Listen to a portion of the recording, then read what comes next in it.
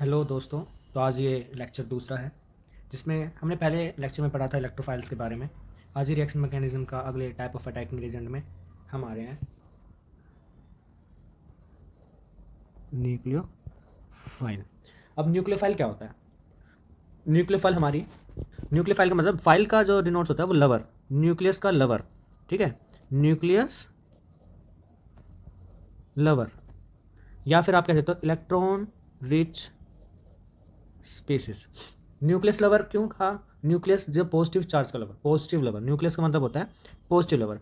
अब positive lover कौन होगा? जिसके पास इलेक्ट्रॉन ज़्यादा होंगे वही पॉजिटिव होता है। दैट इज वाई हमने इसको क्या कहा? Electron rich species. ओके। और ये अटैक किस पे करेगा? ये करते हैं attack at electron deficient centre. Electron deficient centre पे अटैक करते हैं। ओके, समझ में आया? न्यूक्लियस का lover, electron rich space, electron rich है तो इलेक्ट्रॉन डेफिशिएंट सेंटर पे अटैक करेगा। ओके, इसको डोनेट कैसे करते हैं? डिनोटेड बाय, बुक्स में अलग अलग है, आप जनरली इसको ऐसे कर लो डिनोट, या फिर दो इलेक्ट्रॉन, अलग अलग नोटेशन होती है इसकी। ठीक है, नाउ अब ये किस किस तरह के होते हैं न्यूक्लियोफाइल्स? जैसे हमने इलेक्ट्रोफाइल्स का पढ़ा था, इलेक्ट्रोफाइल्स में हमारा क्या था? Positively charge species. तो ऐसे ही हमारा न्यूक्लियोफाइल क्या होगा हमारा टाइप्स में, अगर हम पढ़े इसमें तो फर्स्ट है हमारा इसमें नेगेटिवली चार्ज स्पेसिस। ठीक है, जो नेगेटिव चार्ज होंगे वही तो इलेक्ट्रॉन डेफिशिएंट साइड पर अटैक करेगा, जो कि न्यूक्लियस लवर होंगे। तो इसमें कौन कौन से आएंगे आपके? क्लोराइड, ब्रोमाइड, हेलोजन वाले मतलब जितने भी, methyl carbocation, hydroxyl, NH2, O2 negative, and so on. जितने भी हमारे नेगेटिवली चार्ज स्पीसीज है, कार्बो अनायन है, जितने भी हमारे नेगेटिव चार्ज स्पीसीज हैं वो हमारे न्यूक्लियोफाइल में आते हैं, जिनको हम नेगेटिवली चार्ज स्पीसीज के नाम से जानते हैं। दूसरा अब कौन सा आएगा हमारा? न्यूट्रल। ठीक है, इसमें हमारे क्या रहेंगे? न्यूट्रल का मतलब क्या हुआ? जिनके पास लोन पेयर ऑफ इलेक्ट्रॉन्स होंगे। ठीक है, लोन पेयर ऑफ इलेक्ट्रॉन होंगे वो न्यूक्लियर, क्योंकि इलेक्ट्रॉन भी तक नेगेटिव चार्ज है। तो ऐसे स्पीसीज जिनके पास लोन पेयर ऑफ इलेक्ट्रॉन्स है पर चार्ज नहीं है, वो भी हमारे न्यूक्लियोफाइल्स में आते हैं। जैसे नेगेटिव चार्ज में चार्ज है, क्लोराइड, ब्रोमाइड है, ये सब। ठीक है, इसलिए हमारे न्यूट्रल्स में आते हैं। जैसे इसमें हमारे एग्जाम्पल में आएंगे वाटर, अमोनिया,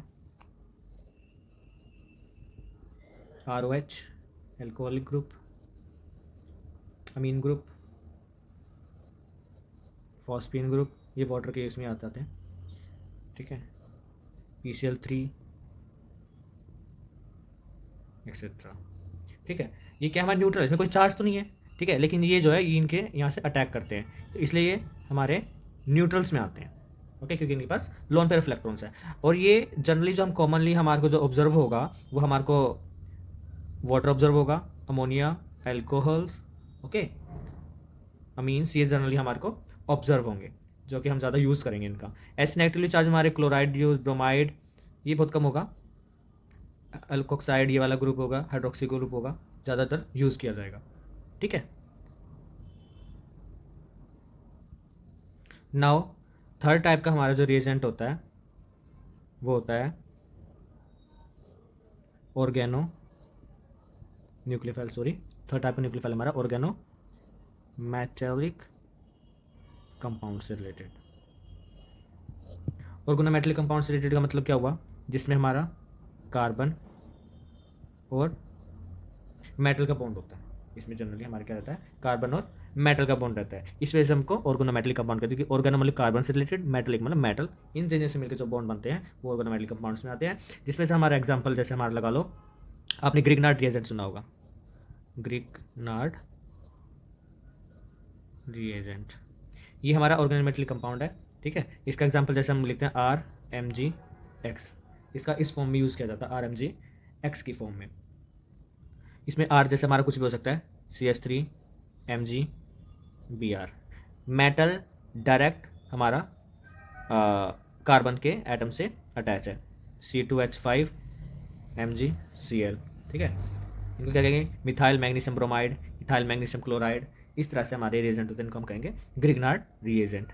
ठीक है, दूसरा हमारा एक जैसे हमारा ये लगा लो आप R2ZN जिंक से रिलेटेड, इसको हम फ्रैंकलैंड रिएजेंट कहते हैं। कौन सा रिएजेंट कहते हैं? फ्रैंकलैंड। राइटिंग थोड़ी सही नहीं है तो आप थोड़ा देख लेना। जैसे हमारा C2H5 होल्ड पाई, दोनों तरफ ये जिंक जो है दोनों तरफ कार्बन के एटम से जुड़ा रहता है, इसलिए इसको हम वो कहते हैं। ठीक है। तीसरा हमारा आता है ये हमारे 1 2 हो गए पहला। दूसरा तीसरा हमारा जो आएगा इसमें हमारा गिलमैन रिएजेंट आ जाता है, गिलमैन्स रिएजेंट्स। ओके, ये हमारा फ्रैंकलिन रिएजेंट हो गया, ये हमारा ग्रिग्नार्ड रिएजेंट हो गया। गिलमैन रिएजेंट कौन सा होता है? R2CuLi। तो हमारा गिलमैन रिएजेंट हमारा R2CuLi होगा। और जैसे एक RLi भी होता है, इसका कोई नाम नहीं है, ठीक है, ये एक नॉर्मल एक ये भी होता है, ये भी एक मेटल है और एक ये मेटल है और ये एक हमारा वो है RLi है। ठीक है, इसका मीन्स जैसे कि हमारा ब्यूटाइल लिथियम आएगा सबसे ज़्यादा, C2H5Li सबसे ज़्यादा हम ब्यूटाइल लिथियम यूज़ करते हैं, हाईली पायरोफोरिक नेचर होता है। जो हम ये सब यूज़ होंगे, हम आगे इसके बारे में डिस्कस करेंगे जब हम डिटेल में पढ़ाएंगे। फिलहाल आप ये याद रखो, ये हमारे कुछ रेजेंट है जो ऑर्गेनोमेटलिक कंपाउंड के इसमें आते हैं और जो कि न्यूक्लियोफाइल। अभी न्यूक्लियोफाइल किस तरह से हम आपको ये इसका डिस्कस कर लेते हैं। न्यूक्लियोफाइल में थोड़ा कलर चेंज कर लेता हूँ। न्यूक्लियोफाइल कैसे है? अगर आप एक ग्रिग्नार्ड रिएजेंट देखो, ठीक है, अब मैं थोड़ा डिटेल में हम इसको पढ़ लेते हैं। डिटेल में थोड़ा सा एक ओवरव्यू लेके मैं यहाँ पे ग्रिग्नार्ड रिएजेंट अलग से लिख रहा हूँ। ग्रिग्नार्ड रिएजेंट इसमें क्या होता है?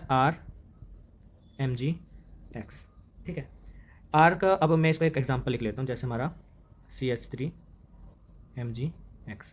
या इसको अगर मैं और खोल के लिखूँ यहाँ पे, X हमारा क्लोरीन, कोई भी हाइड्रोजन कंपाउंड ले लो और ये कार्बन से ऐसे जुड़ा हुआ है, कार्बन से बॉन्ड है, H से मत लगाना। ठीक है, इसमें क्या रहता है? हमारा जो मैग्नीशियम होता है वो मेटल है। ठीक है, इसमें हमारा मेटल है, R हमारा कार्बन है और X भी हमारा हाइड्रोजन ग्रुप है। तो इन दोनों में से इलेक्ट्रोपॉजिटिव सबसे ज़्यादा क्या होगा? मेटल जो होता है वो इलेक्ट्रोपॉजिटिव होते हैं, इस पे नेगेटिव आएगा, इस पे भी नेगेटिव आएगा। तो बच्चे क्या करते हैं? जनरली बॉन्ड जो वो है वो यहाँ का तोड़ते हैं, जबकि ऐसा नहीं करना। बॉन्ड हमेशा इधर का टूटेगा, ये वाला बॉन्ड। ठीक है, इसमें ही हमारा नेगेटिव चार्ज ये इसलिए ये हमारा क्या बन गया? न्यूक्लियोफाइल। और इसको फिर बच्चे क्या कहेंगे? इसको इलेक्ट्रोफाइल कहेंगे, जो कि गलत है। इलेक्ट्रोफाइल नहीं होता है, क्योंकि मैग्नीशियम या लिथियम या कोई भी हमारे, ये एक नोट कर लो, ये एक नोट देने की बात है, जो एल्कली मेटल्स और alkaline earth metals are worst electrophile.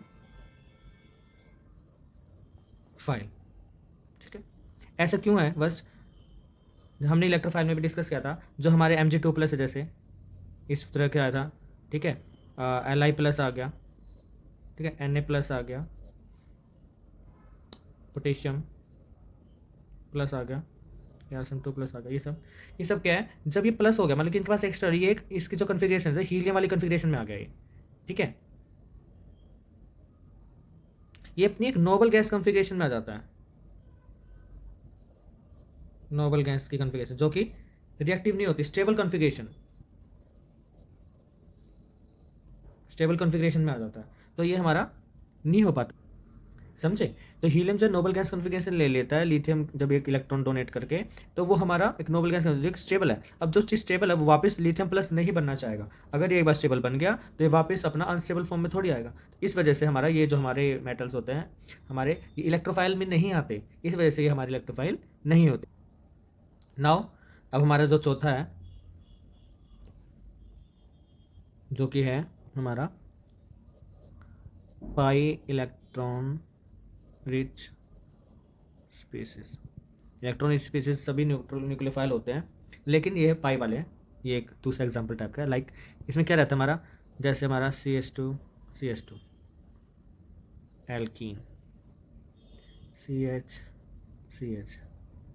Alkyne, और सबसे अच्छा एग्जांपल हमारा बेंजीन, पाई इलेक्ट्रॉन बेंजीन।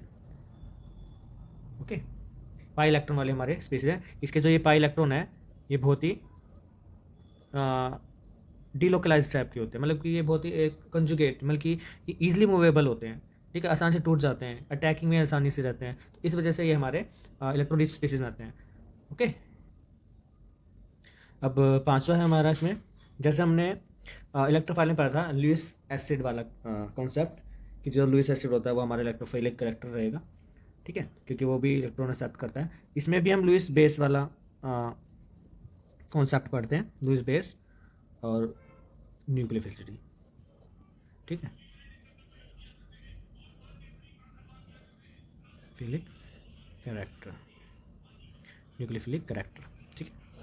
इसमें थोड़ा सा डिफरेंट है कि Lewis base and nucleophilic character में थोड़ा ये डिफरेंस है। इसमें हम एग्जांपल से बताते हैं तुम्हें लुईस बेस और न्यूक्लियोफिलिक कैरेक्टर में क्या फ़र्क है, ठीक है।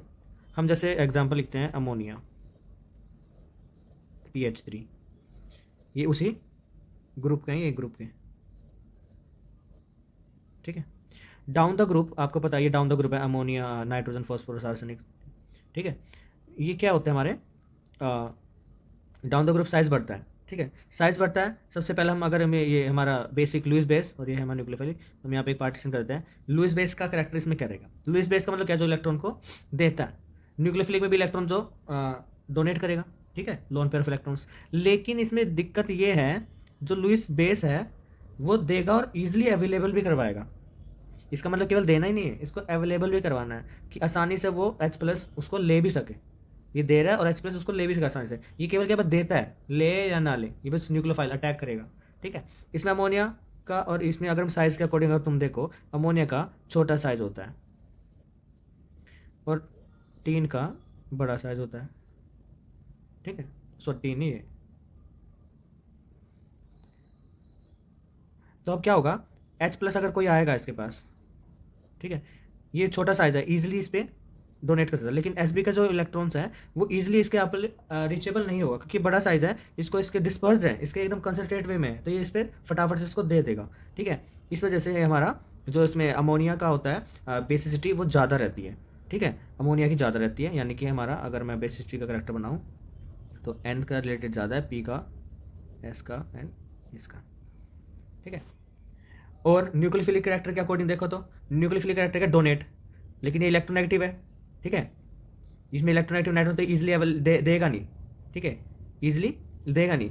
तो डोनेटेंस के हिसाब से अगर हम देखें, Sb जो है वो सबसे ज़्यादा न्यूक्लियोफाइल है, क्योंकि बड़ा साइज है, डिस्पर्स है, ले लो भाई, बड़ा हो गया, ठीक है, ईजिली दे रहा है। लेकिन अमोनिया ईजिली दे नहीं रहा, लेकिन वो उसी को दे रहा है जो अवेलेबल करवा रहा है, दे नहीं रहा है, अवेलेबल करवा रहा है। जैसे कोई आएगा तभी तुरंत दे देगा, लेकिन ये क्या है, इसके तो पढ़े ही हुए हैं इलेक्ट्रॉन्स, कोई हो या ना हो इसको कोई फर्क नहीं पड़ता, ठीक है। और ये हमेशा ऐसा नहीं है कि लुईस बेस और न्यूक्लियोफिलिक कैरेक्टर ऑलवेज अपोजिट होंगे। अभी हम अगला एग्जांपल करते हैं, जिसमें हमारा क्या रहेगा, हमारा इसमें सेम करेक्ट, ठीक है। तो अभी हमने क्या देखा, इसमें ये हमारा डाउन द ग्रुप था, इसमें साइज बढ़ रहा था, ठीक है, इस वजह से इसमें जो करेक्टर अलग अलग हो गया। लेकिन अगर हम एग्जाम्पल लें दूसरा, अगर हम ये एग्जाम्पल लें इसका,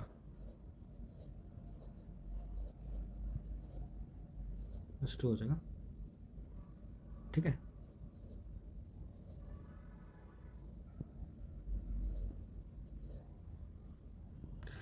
तो इसमें क्या रहा हमारा, ये हमारा लेफ्ट टू राइट वाला ग्रुप है। ये इसमें क्या है, इलेक्ट्रोनेगेटिव करेक्टर ज़्यादा, इसमें जो साइज़ का ज़्यादा मैटर नहीं करता। साइज़ जनरली जो हमारा डाउन द ग्रुप बढ़ता है, जो एक रेशियो में जो बढ़ता है वो डाउन द ग्रुप ज़्यादा वेरी करता है। लेकिन जो हमारा इलेक्ट्रोनेगेटिव करेक्टर है वो लेफ्ट राइट ज़्यादा वेरी करता है, डाउन द ग्रुप इतना इफेक्टिव नहीं रहता। तो इलेक्ट्रोनेगेटिव करेक्टर जब इधर को इधर बढ़ता है। और आपको पता है इलेक्ट्रोनेगेटिव करेक्टर मोर,